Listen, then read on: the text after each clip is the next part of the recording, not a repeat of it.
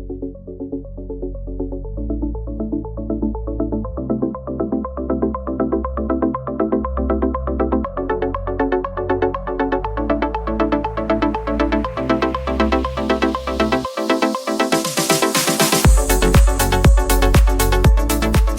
and welcome to a brand new episode of our podcast, First Impressions. I'm your host, Grace, and today we're here with Better Mental Wealth's owner, Dr. Ritesh Aggarwal.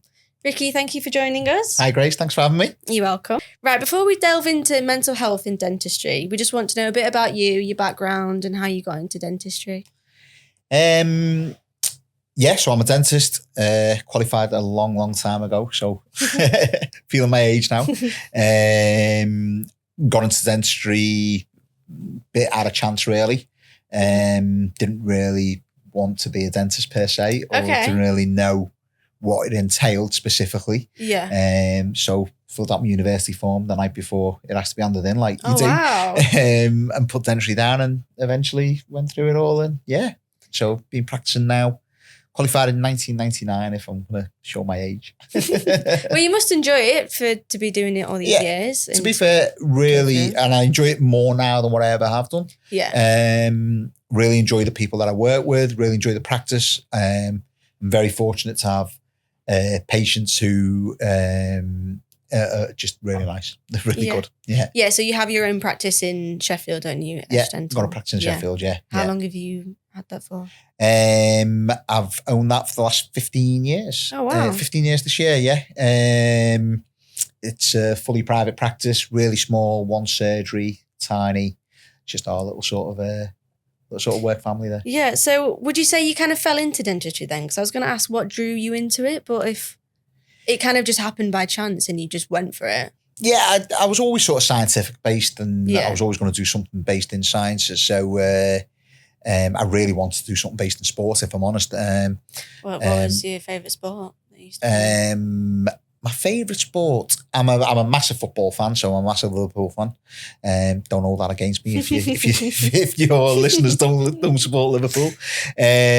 Massive football fan. Love playing golf. Yeah. But then I love other sports like American football, for instance. I love the technicalities around that. I love all sports, to be fair. Yeah. So, but you went into dentistry and you're enjoying that. Yeah, I wasn't very good at sports. So there's no way I could have got a career in it. It's a hobby. Yeah, I couldn't got a career in it. I was no good. Yeah. But yeah, I went into dentistry and didn't really enjoy it at first. Got to be honest, really struggled through my undergraduate years. Often wondered if I was going to pass or not. And early part of my career, I found it really tough. It's a tough profession to be in. Yeah. But certainly now, I feel like really settled, and it feels like it's running really nicely. Yeah, I think from an outsider's perspective, you can think it's such a rewarding job, like it's changing people's smiles, giving them confidence. But obviously we're here today to talk about mental health within dentistry. So when did you first kind of realise there was a serious issue within the industry? We talk so much more about mental health now, certainly post-COVID. Yeah. Which is great, because it needed to be. I think it's always been an issue in dentistry. It just probably wasn't talked about. It was very much when I grew up as a child or whatever, it was like, well, you just get on with things and that's that, you know? Yeah. So it certainly wasn't talked about as much. I think certain things that I've noticed over my career and how dentistry's changed. So the contract changed in 2006, for instance, and on the NHS, you went to UDAs, and that brought a lot of pressures, I would say. Yeah. Having to hit targets, prevent things like clawback and that kind of stuff from both a principal's perspective and an associate's perspective. Yeah, COVID was a big sort of change in everyone's life. And it was great that it brought mental health to the fore and the forefront of conversations now, actually. But then following on from that, we've had things like the cost of living crisis and the energy crisis. And so all these things impact our lives, which in turn impact the workplace. And it's a real problem in dentistry with all the staff that work within a practice. Like you're such a close team, aren't you? In a dental practice, you're all working together on one person. Like it's really important that you have a good mental health. It's massive. You know, team dynamics are one of the major factors of what's going to allow someone to enjoy their job or not in the workplace. Yeah. So it's really important that you get that aspect right. Yeah.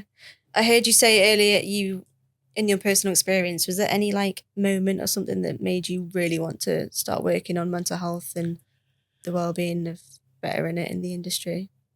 Like, was there a moment? Not personally. Maybe some things thinking back now that occurred in my childhood possibly have sort of gone. But my journey into mental health and getting involved, this has actually just been a little bit convoluted. It's, I made an investment into a couple of companies in 2017, and I was asked to be a consultant for a startup company that was looking at a specific treatment for depression and anxiety. And after being the consultant, they asked me then to be the chief operating officer for that company. So we created the startup. So I helped build that company and started off.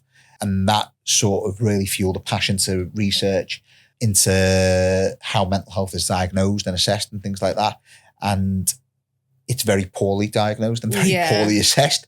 And as a dentist, that felt like, well, why is it so reactionary? We work in a preventative world. Why we're not doing this with all aspects of medicine? And is there any ways that we can look at bringing objectivity into mental health as opposed to it just being subjective about someone's feelings and that kind of stuff? Yeah. So for those who are not quite familiar with your Better Mental Health company, can you give us a bit of background about that? Yeah, sure. It's primarily a platform. It's a digital platform that is designed to help organizations improve their workplace culture. So we touched on team dynamics before. It helps understand your workplace from everybody's perspective. We then also, we use AI to help provide support and help provide strategies and interventions to everyone that goes through the platform and the organization as well. So what they can do to improve their business. And then layered within that is CPD courses around mental health and wellbeing. So there's over 75 hours of CPD courses on the platform. And then more importantly, everything's geared back now to preventing burnout. So we have an always on burnout tracker that's designed to help prevent people burning out. Yeah. I think burnout is a really, it's good how more people are speaking about it now. It's, especially with dentistry, it seems like this. It's a huge problem in the industry. Yeah. It's a rewarding job, but there is a lot of high stress that is going on. Burnout is probably the single most biggest factor, I think, in dentistry now. I think a lot of young dentists are burning out faster than ever before. Not only dentists, we need to look after our dental nurses who have such a tough role and being asked to do so many things. And that's having an impact on them. And then it spreads throughout the wider team, the practice managers, receptionists, et cetera. And then if you go a bit further than that, but labs as well. So lab technicians, they're under pressure for delivering, for dentists who are all trying to hit targets, et cetera. It's a perpetual cycle, it's constantly just going on and on and on. So burnout is a big, big issue in dentistry. So having a tool that is going to allow you to track, how you are on almost like a pulse survey, I think is really important to allow you to then hopefully prevent you becoming burnt out. I think having that check-in as well is really beneficial. Like, some people don't want to be a burden, say, in the workplace and just want to get on with it. I think that's a really good platform to be helping teams. I think it's helpful. I mean, we have created a platform that creates a shared responsibility. I don't believe that all the responsibility should be on my shoulders as a business owner. I think anyone that steps through my business door has a responsibility to themselves and the business with regards to mental health.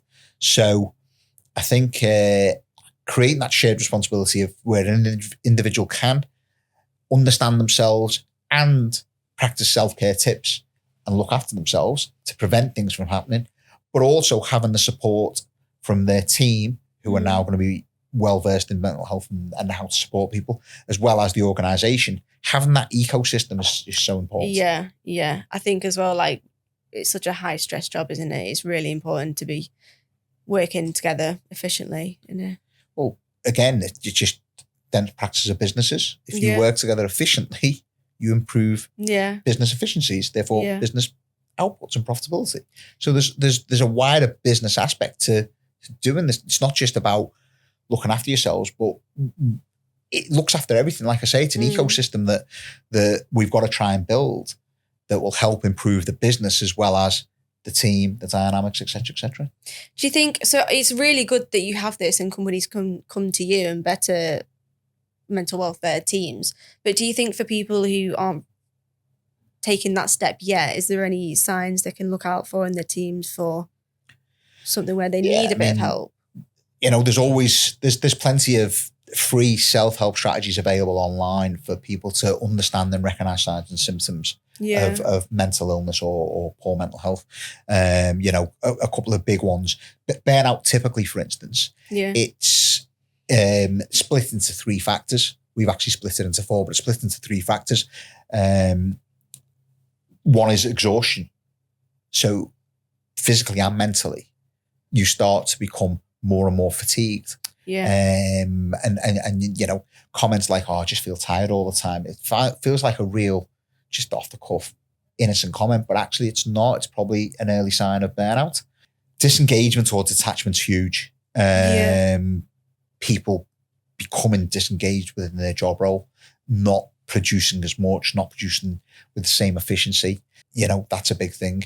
And then the third part is sort of how effective someone is. So that you end up becoming less effective. And they're the sort of 3 main factors in burnout.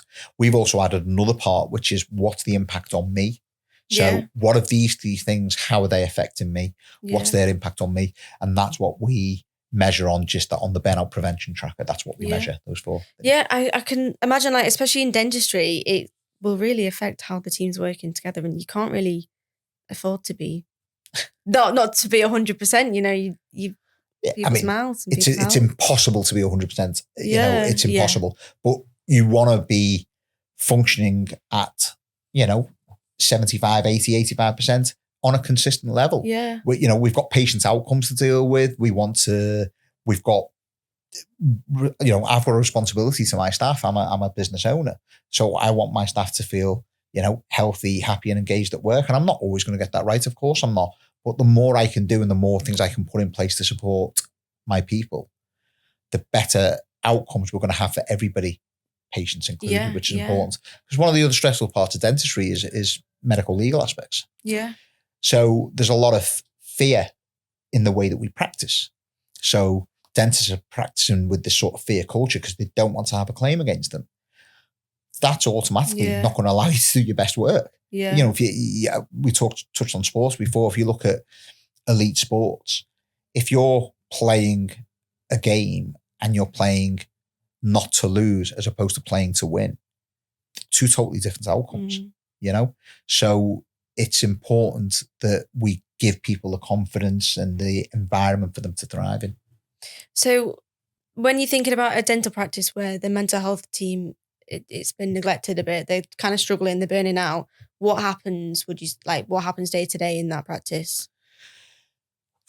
Like I said, disengagement, probably more likely to see maybe some bickering amongst the staff or, friction. Patients will pick up on that. Patients pick up on friction straight away. Yeah. So, and again, if you think about a visit to the dentist is not the most, it's always got an anxiety sort of associated with it, So patients then picking up on friction or atmosphere that potentially is negative within a dental environment is not a great space to be in. So certainly that inefficiencies is huge. And again, in a target-driven healthcare sector, which we are, you can't afford to have inefficiencies. Yeah, well, this is going to lead me on to the long-term effects of it. Like, if patients aren't coming in because they're seeing staff are bickering, it's not a nice environment, you're not going to go to that dentist, are you? No, and obviously as a patient, you don't really want to be around that, and I'm not saying they're going to see teams, bickering on the reception or anything like that, but there's an undertone, there's a current that can be felt as an outsider seeing these kind of things. In terms of that, you need patients in your practice to be able to deliver contracts, for instance, and that kind of stuff, or services. To have it working as happy and as healthy and as efficient as possible is really, really paramount to success. Really, yeah, it's such a good thing to talk about it, especially as a team together. So, like, what do you think changes when it's someone's actively helping their mental well-being as a team and they start making that change? Nothing but a wave of positivity, really. Yeah. You know, you can see someone, you know, even just the simple thing of someone who's taken up running, for argument's sake, you know, a physical activity that we know is going to get them out into the outdoors or nature or whatever it might be. It's going to help improve their mental well-being, and they come in just with more purpose, almost like a bit of a strut. You know, they come in with more like a spring in their step. Yeah, exactly that. Yeah. I couldn't think of the phrase. That's a good phrase. Exactly that, and that then it becomes infectious. It then breathes to me, and like, I'm pumped. I want to achieve this, and hopefully that then goes to somebody else, and all of a sudden it cascades out and disseminates across the team. You know. Well, you're like a family, aren't you? You spend so much time with these people. Yeah, it's really good and important. Team dynamics and entry, you know, you're very, very intimately weaved, aren't you? You know what I mean? So certainly bad moods and whatever wear off on people. I mean, you know, I'll come in a bad mood sometimes. That's life. I'm a human being. Yeah. And my bad mood is I'll come in and I'm just quite quiet. I don't really talk much. Whereas when I'm in a good mood, I'll just natter away and we'll have a good chat and we'll have a bit of a laugh and a giggle and whatever, you know. I just go a bit quieter, you know. But through what the work I've been doing with Better Mental Wealth, I've explained that to my team. And I've said, look, it's not yours. I think that is a really important factor, communication and just talking everything through with your team, and how everyone's different. Everyone handles things differently. Like with mental health, it's hard to kind of know. It takes a lot to learn about yourself as well. Communication is the biggest, most important factor. Yeah. It's the biggest thing that we've got. And if we think about what we've set up a way for people to be able to communicate in a safe space environment that's completely confidential and anonymous. Okay. But I'll come back to that in a minute because that's a little bit hypocritical of what I'm trying to achieve as well. But it's important because people need to feel safe that they can air their opinion and they won't be penalised for it. Okay. But you'll have, in any team, you'll always have people who will speak. Yeah. And you'll have people who will probably withdraw and go, you know what, I don't want to speak up at a staff meeting. Yeah. So who listens to that person? Where does that person then get their voice across? Yeah. So I believe that through our platform, it will give those people a voice as well as the others to all have their opinions, because everyone's opinion is valid. The bit I'll come back to about the hypocritical side of things is we're trying to build psychological safety. So we're trying to build an environment where people feel really confident to share their opinions and speak up. Therefore, then why does it need to be confidential and anonymized? Because it shouldn't. And ultimately, that's where you want to get to. So I've got a really small team at mine, and it's hard to build anonymity on a digital platform where you're gathering data and qualitative data at that. So free tech stuff. Okay. So before we embarked on this, I introduced what we were going to do to our team and asked for their opinion, see if they wanted to be a part of it, which they did. And I said, look, I'm probably going to know who's typed what. I'm probably going to know who said what. Yeah. But it's important you tell me how you truly think or feel, because if you're telling me how you truly think and feel, we can deal with it together.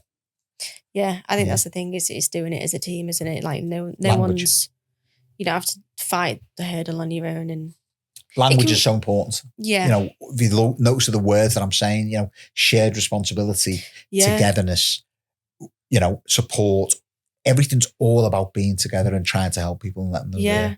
What do you think in terms of like a practice owner? What kind of mindset shift do you have to need to make to support a team? It's hard. It's hard. Everyone looks to you for answers because you're the practice owner. Everyone expects for you to, you know, the person who's going to, there you go.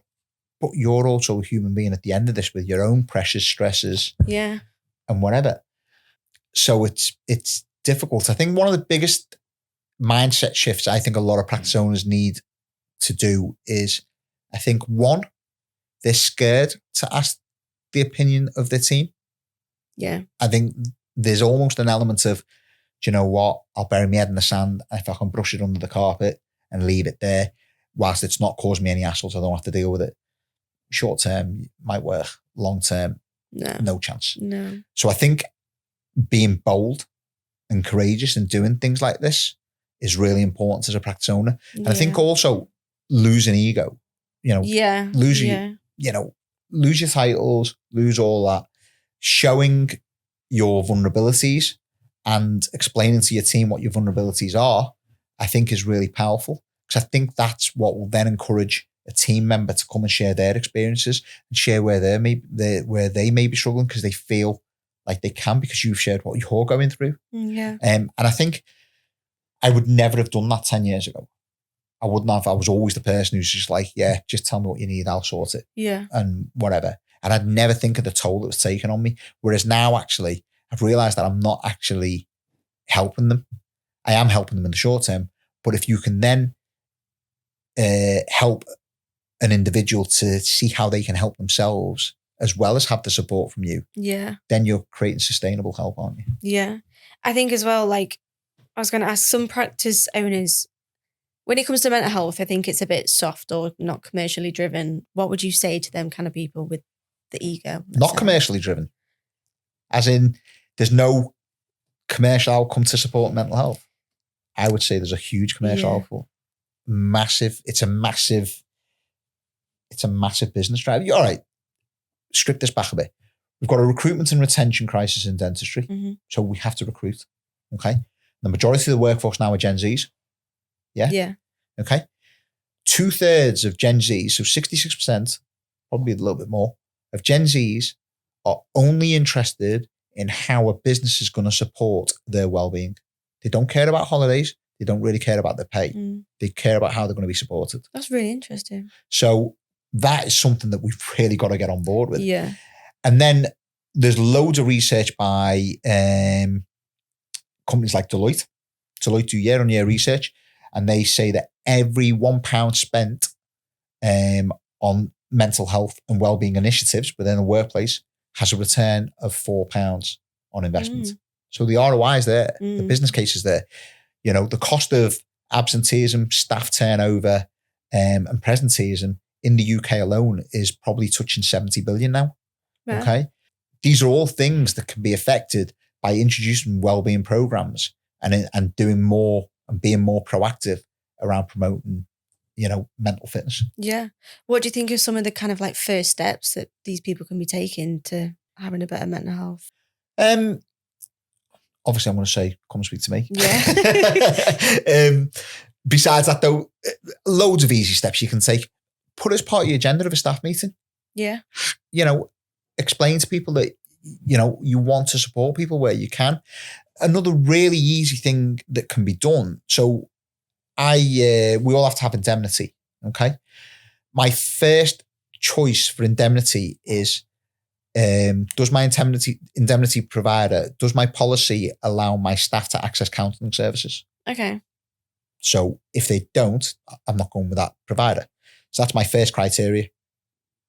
Yes, they do. Yeah. And therefore then communicate that to your team. Say, look, we know that life is pressured. We know that our workplace is a high pressured environment and everyone's home life is highly pressured nowadays. We do have this bit of support that's available to you. It's a really simple step just to make someone feel, oh, that's great to know that. Yeah, I think as well in a work environment, it's nice, like having a family, like you're so close, aren't you? Like, they're looking out for you and it's not just about the business, it's about being a team. I think, dentistry's changed so much, it's massively dominated now by corporate DSOs. But we've also got a load of independent practice owners like myself. Okay. Yeah. Corporates have the benefit of having big employee assistance programs where they do have the support that's available. Very underutilized, I may add. Probably utilization rates probably less than 10%. But a great thing to have for employees or for colleagues or whatever to be able to access. As an independent practice owner, we've never really done that. It's never really been a traditional way. So that's just one of the ways that my staff have been given extra support through some of the stuff that I've put in place, is the fact that, they've got access to counselling if they need it. Another really easy way is, like I say, bring it onto the agenda in staff meetings. Yeah. Talk about it. Yeah. Try and give people a spotlight as well, and I'm not saying forcing people to speak up because you should never do that, but the more and more you do this, and the more and more you create that safe space environment, it's hopefully going to encourage people to start sharing and start speaking up and start saying, actually, do you know what? I'm not feeling great today. And this is the reason why. Okay, smashing. Anything we can do as a business to help you? Should we take you out of surgery, for instance? And would you like to go into a different part into the team? Would that help? Or would it not? No, I want to be in surgery. I want to be kept busy. I want to keep man. Okay, fine. But we're here for you. If really easy conversation. Yeah. Really straightforward. Yeah. But the impact's massive. Yeah.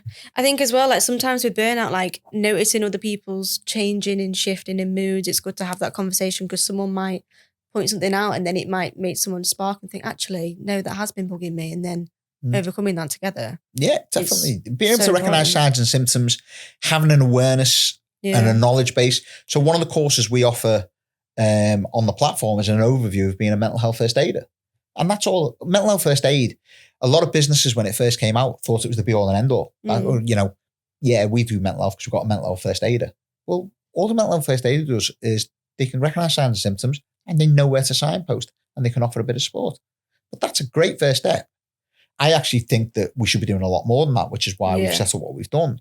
I think that we should be doing, this should be lived and breathed on a day-to-day basis.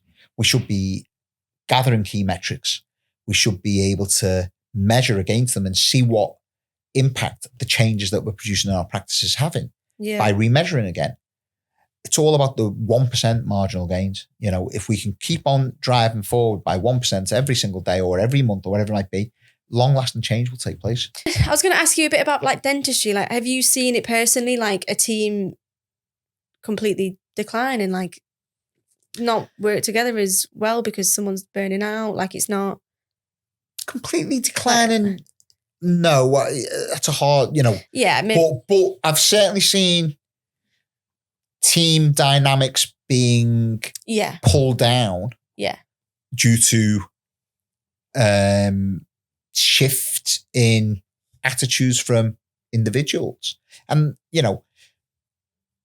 if somebody's struggling with their mental health and that's then projecting onto other team members, that can have a negative connotation. And it then can also create a bit of friction as well. It's a real fine line,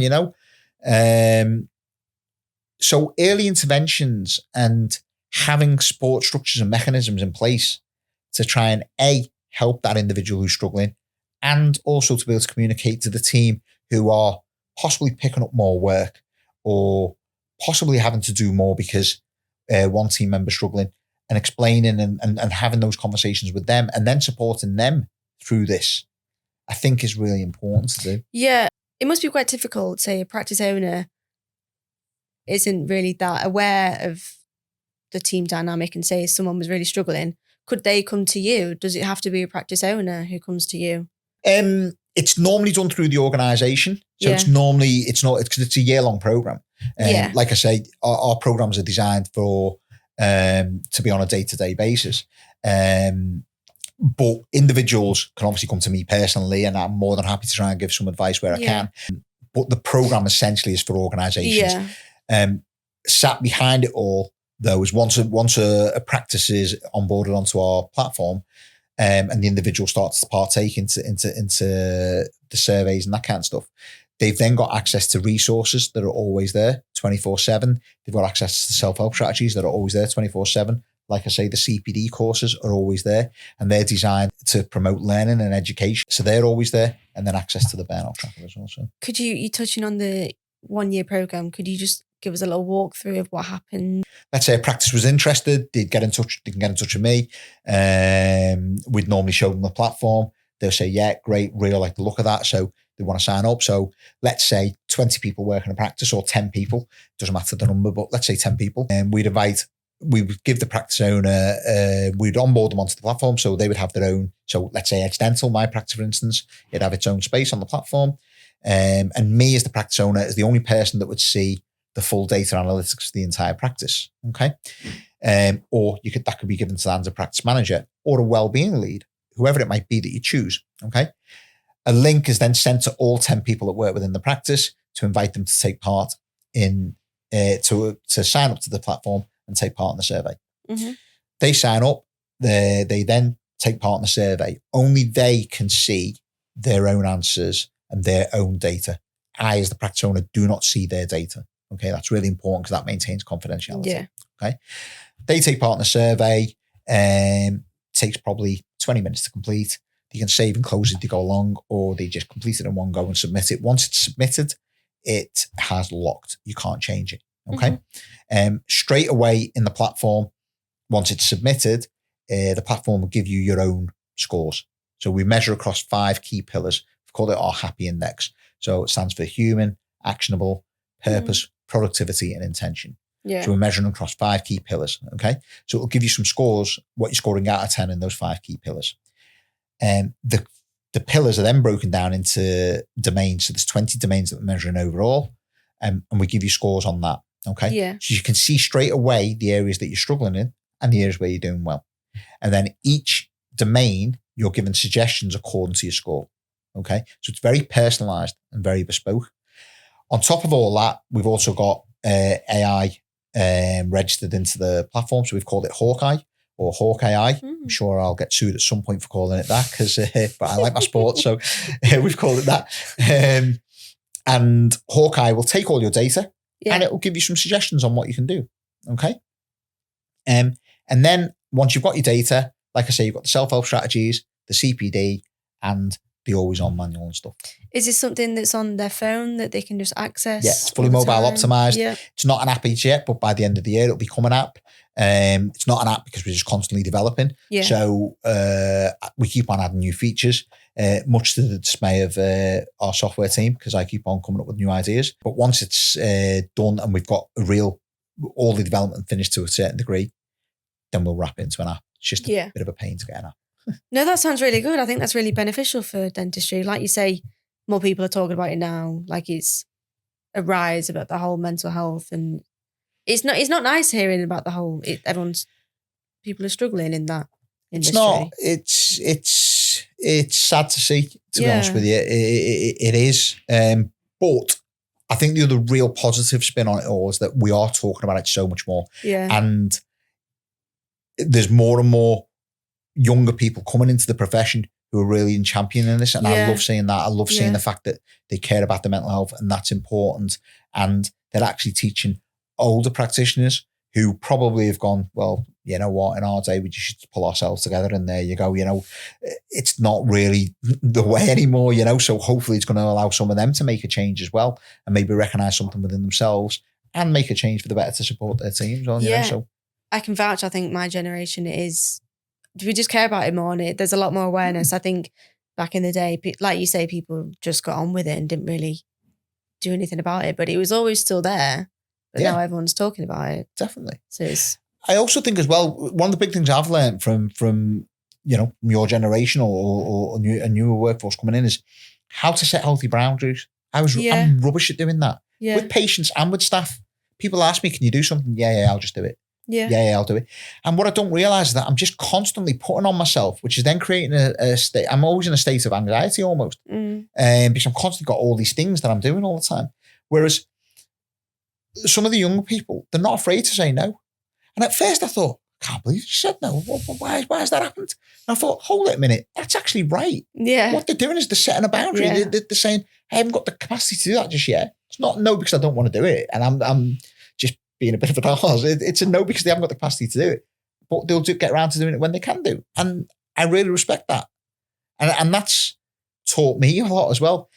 And then I think about, well, one of the things I find most stressful about dentistry, it's patients being squeezed in onto my day list. Yeah. I find that so difficult. Yeah. If you think of any job or any industry, and you could be back-to-back in meetings, and someone's gone, oh, by the way, I've just looked at your diary. I'm going to squeeze another half an hour meeting in there and it's going to overlap onto one that you've got that's booked in for an hour. It never happened. It wouldn't physically happen. But it's like it's okay. It happens in dentistry because we have to do it. It's something that you don't want to be rushing. Obviously, these are your patients. Like it's ideally not. Vital thing, very important. You don't want to be rushing that. We schedule emergency slots into our day list, which helps mitigate that. And it does. But even if we didn't, or even if we do, but it was just put in, sometimes it's just put in by a member of the team and they're doing their job because they need to try and get the patient sorted. And I understand that. But it'd be nice to have a system whereby they spoke about it to you beforehand and discussed it and said, okay, we've got this particular case. I think it's an emergency. How do you want to deal with it? Yeah. As opposed to it just being shoved in on your day list and all of a sudden you've got this extra. It increases my stress levels more. So again, me having a conversation with my team saying, look, this is how I want this handled because I get stressed by this. Yeah. And you might not think it's stressful, but that stresses me out. Yeah. And by the same token, they're welcome to come to me and say, Rick, please don't do this because this is stressing me out, but this is how I want to do it. That's great. That's what back to communication, what you said. That's how it should be. I can imagine in some practices, this must happen a lot with the whole NHS. Loads. No one can get a dentist on the NHS. It's been since COVID. It's like this crisis. It's constant for dentists. Not only, that's the thing, it's like they can't fit them in. If you don't have the space, you don't have the space. So it's a constant battle between. It is. And then the problem is, we're healthcare providers. So we take it upon ourselves that we've got to make sure that every patient's always sorted and this, that, and the other. But and again, it's communication back to the patient to allowing them to understand that as well and explaining to them. But it comes back to having the conversations, having the communication. And then if people don't know how to start having the conversations, one thing I did find was once we started to introduce a program like what we do, when we got the results, we dedicated an entire staff meeting just talking about the results. And it was so much easier to talk about because it's written in black and white. This was what we were saying about our business and about what you're saying about your workplace. So it's from all of us. It was a collective business feedback that we showed. So it was so much easier to have the conversation because it was in black and white there. Yeah, it's like we say, communication is the best thing. But say for dental practices, it's a bit uncomfortable at the start. How would you recommend normalizing these conversations? Practice should be doing it anyway. So think of CQC registration. So CQC now has gone towards a single framework assessment, okay? And they've put it out, the same thing amongst every healthcare provider, not just dentistry, okay? And what that means is that they've gone away from spot inspections, which is what they used to do, to wanting continuous data. And part of that is, so they broke it up into their responsibilities. So, how well led you are, care and effective, safe and all that. And you have to get this opinion from patients, from staff, and from partners. Okay. So we need to get this information from you guys as Glee.Aligners. You are our partner. So we've got to get this information from you. And it's got to be continuous. So you should be doing it anyway. So our system allows you to gather information on well led from the CQC key line of inquiry on our platform. And we can map it back to what those outcomes would look like within the CQC as well. And you're going to be able to constantly do this over time. So you're going to show that you're safe, because part of managing burnout would be safe, effective, how well led you are, how responsive you are, how caring you are. It's all those things. So we shouldn't have to go, how do we start the conversation? Because you should be doing this anyway. It's part of your requirements for CQC registration. Would you say anything long-term? What are some kind of habits or like beneficial things that systems should be implemented into practices? Say after they've come to you, what is something that they can take back with them? So intervention strategies, anything from sort of team building days or ideas around team building days or ideas about how to have these kind of one-to-one conversations, for instance, how to approach a manager with a mental health issue. There's all little intervention strategies that they can learn. One of the great strategies that we use in our practice is at lunchtime, we try and just go out for a walk. So we go for a walk and we might even still discuss work. But we do a 20-minute walk that gets us out of the practice environment, walk around the block, stretches the legs because you've been sat all day. So, my hamstrings are tight, so get a bit stiff and whatever. Walk. And we might still talk about work. So, okay, you might go, well, you're not switching off because you're talking about work, but we're talking about it in a different environment. Yeah, I think that's what it is. And that's important because then we drop our barriers down because we're not in the professional environment, so to speak, and we can have an honest conversation. So that's a great little easy tip. Just setting aside a little bit of time to do a bit of mindfulness or breath work. That could be 2 minutes. I think that's really good, especially if, say, the leadership side hasn't really prioritized the better mental wealth well-being and their team dynamics. I think the whole going for a walk is something that maybe a nurse or whoever could drop their barriers without anyone being there and just have a safe space within someone else in the team. Everybody, every individual within the practice can do little things to help improve their well-being throughout the day. Like I say, just in between patients, just having a quick pause. And mindfulness doesn't mean that you go into masses of meditation. I can't practice mindfulness. I'm rubbish at it. My mind is constantly on 24/7. But going for a walk or a mindful walk, I can do that where I just focus on all the things I see that are red, for instance. Talking about better mental wealth, is it aimed more individuals or is it solely just teams all together working? It's aimed for both. If you remember what I said at the start, it's a shared responsibility. Yeah. So yes, it's purchased by the organisation for their teams. But if you think about the system's set up to allow an individual within a workplace to see the impact their workplace is having on their mental health, track their own lifestyle, because we split burnout into work life and home life. So to track their own lifestyle in terms of burnout prevention, and then have almost like a mental health AI coach in their pocket, because AI kicks in across every layer to help them and give them some key points. So that's for the individual, as well as the CPD learning, as well as always the resources and everything. So there's loads there for an individual to help them.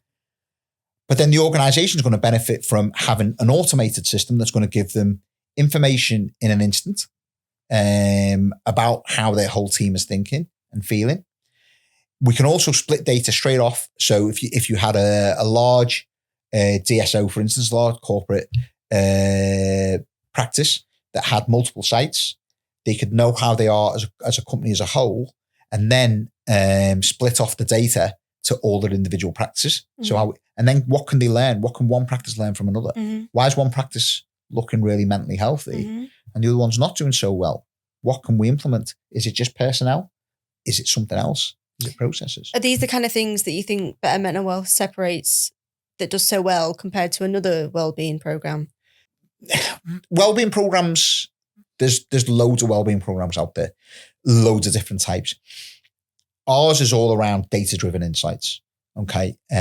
So I firmly believe that, these 1%ers are so important. Yeah. And how do you know you're improving by 1%? Well, the only way you can know is by measuring data. Okay. So I believe in that. There's a load of other wellbeing programs out there, or mental health first aid, or a workshop on mental health, and that has its place. But like I say, I'm all about marginal gains. I'm all about thinking that I want this to be part of our culture on a day-to-day basis. So there's other providers in this same space that do that. I think what gives us an edge is the fact that it's been developed by dentists for dental practices. To have that layer linking back into the CQC framework, no one's doing that as far as I'm aware. And I think that's really important. And I think that's actually a massive game changer for us. Yeah. Because we've linked it back to a regulatory function that every practice has to do. Yeah. So let's make their life easier, which we've done. Yeah. So they can then do that. And it's not just a tick box exercise, but it does tick boxes, of course. It's more than that. You're doing it, and hopefully you're doing it to want to make a change for the better.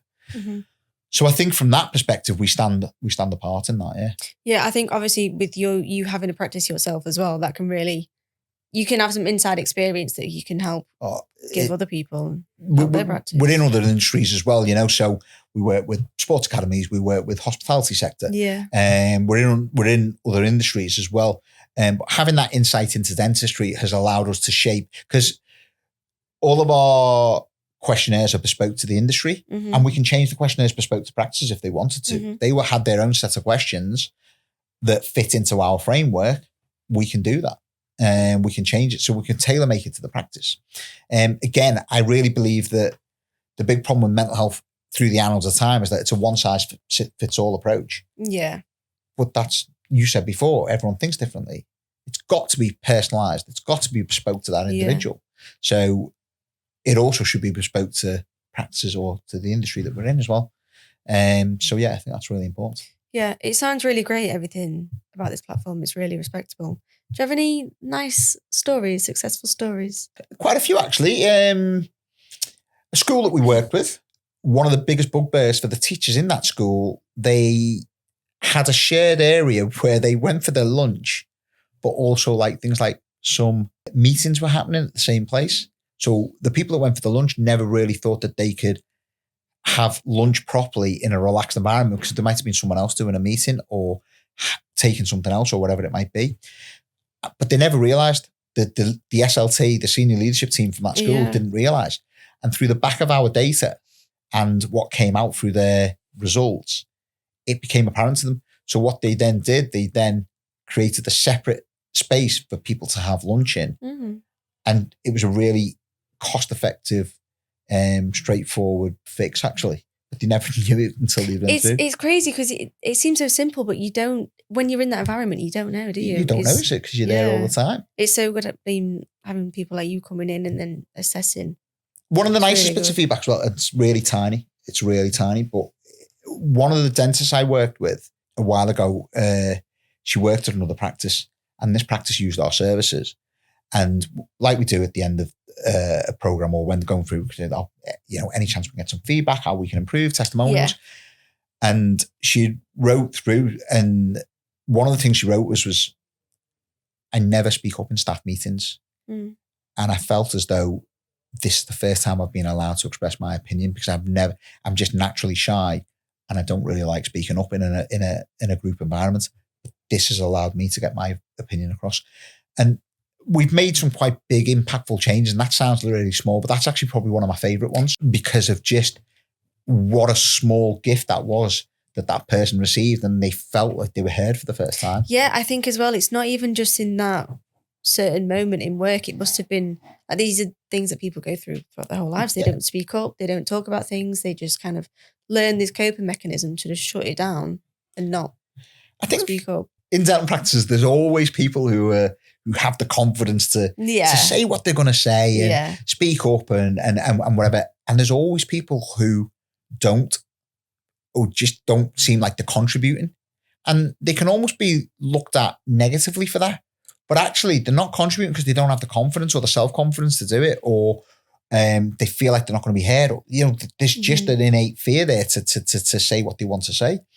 So to give that person her chance to have her say, it was a nice thing to hear. Yeah. And also as well, those people as well who don't speak up all the time, they've got so much to add value to the practice that's going to drive the practice forward. They could have some great suggestions that they don't feel confident in saying, but they could write on our platform that'll give the practice owner a chance to go, do you know what? Actually, that's really good. Let's look at this and let's implement it. They're not going to know who said it, but they can talk about it at the next meeting and then start. They have so much to say. I feel like people like that are really observant things, aren't they? I think some of us speak too much. I think I'm included in that.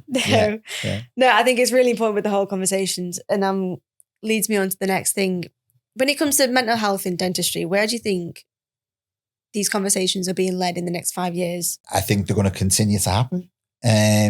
We have, not just in dentistry, but in the entire workspace, there is a danger of wellbeing washing, and we have to be very, very careful of that. What is wellbeing washing? It's talking about well-being and mental health and saying you're doing things or and just sort of saturating but not really having any change or not being proactive about it. Okay. So it's just sort of flooding the whole space saying, yeah, it's about my mental health. Yeah, it's about mental health, but not really achieving anything about it. Okay. So it's very saturated as a space, this whole area now, and we've spoken about it so much since COVID that it's in danger of losing its gravitas again. I think the conversations are going to be driven massively about what dental corporates do within the space. And it's nice to hear that corporates are embracing this and doing more and more.